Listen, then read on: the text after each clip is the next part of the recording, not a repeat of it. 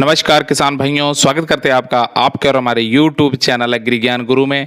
किसान भाइयों, आज की जो वीडियो है, इस वीडियो में हम आपको जानकारी देंगे हमारी जो धान की फसल है, इसमें हमें जो आखिरी यूरिया होता है धान में, उसका देने का सही समय क्या है, उसको हमें कब देना है और उसके साथ हमें किन किन उर्वरकों का प्रयोग करना है और धान में आखिरी यूरिया डालते समय हमें कौन सी सावधानियाँ बरतनी है और हमें धान में अगर आखिरी यूरिया डालना चाहिए कि नहीं डालना चाहिए, पूरी जानकारी आपको इस वीडियो में देंगे। तो किसान भाइयों, अगर आप हमारे चैनल पर पहली बार आए तो चैनल को सब्सक्राइब करके पास वाली घंटी दबा लीजिए। तो किसान भाइयों, बढ़ते हैं वीडियो की तरफ। तो बात करते हैं धान में आखिरी यूरिया कब डालना चाहिए या फिर डालना चाहिए कि नहीं डालना चाहिए। तो किसान भाइयों, सबसे पहले बात कर लेते हैं कि धान में आखिरी यूरिया आखिर डालना क्यों चाहिए। हमारे किसान भाइयों की होता क्या कि देखा देखी एक रीत बन चुकी है कि अगर कोई दूसरा किसान भाई अपनी धान की फसल में जिन उर्वरकों का प्रयोग कर रहा है तो हम देखा देखी उन्हीं उर्वरकों का प्रयोग करते हैं, चाहे हमारी धान की फसल कितनी भी स्वास्थ्य क्यों ना।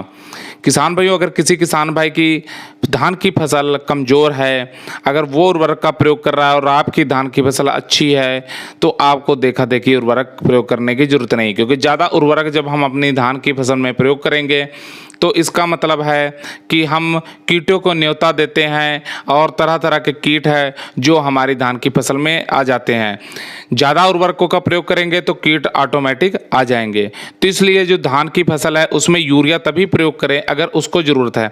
धान में आखिरी यूरिया देने का मतलब है कि 60-70 दिन की धान की जब फसल हो जाती तब तक आप यूरिया डाल सकते हैं, पर एक शर्त पे। उस समय अगर धान की फसल आपकी अगर गबोट अवस्था में, गबोट अवस्था का मतलब कि यानी कि बालियां निकलने का समय, बालियां निकल चुकी हैं तो आप यूरिया का बिल्कुल भी प्रयोग ना करें। अगर बालियां नहीं निकली और आपको लग रहा है कि यूरिया देना चाहिए, धान की फसल हमारी कमज़ोर है और बालियां निकलने में समय लग रहा है, तो आप गबोट अवस्था यानी बालियां निकलने से तकरीबन 8 से 10 दिन पहले आप यूरिया का प्रयोग कर सकते हैं। मात्रा बता देते हैं, आप यूरिया की कम से कम 20 किलो प्रति एकड़ के हिसाब से यूरिया ले लें, बहुत ज़्यादा आपको लेने की ज़रूरत नहीं है।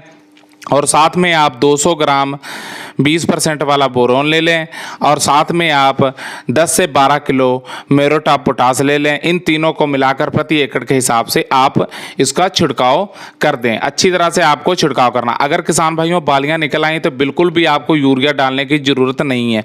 यूरिया डालेंगे यानी कि कीटों के न्योता देंगे, गंदी बग कीट और तरह तरह के कीट जो उनका प्रकोप आपकी धान की फसल में बढ़ जाएगा। तो इसलिए आपको आखिरी जो यूरिया देना वो गबोट अवस्था यानी गबोट अवस्था 8 से 10 दिन पहले ही देना है अगर ज़रूरत है तो। अगर आपके धान की फसल को ज़रूरत नहीं है तो यूरिया देने की कोई ज़रूरत नहीं है। तो किसान भाइयों, उम्मीद करते हैं हमारे द्वारा दी गई जानकारी अच्छी लगी तो वीडियो लाइक कीजिए, शेयर कीजिए और चैनल को सब्सक्राइब करके पास वाली घंटी दबा लीजिए। धन्यवाद।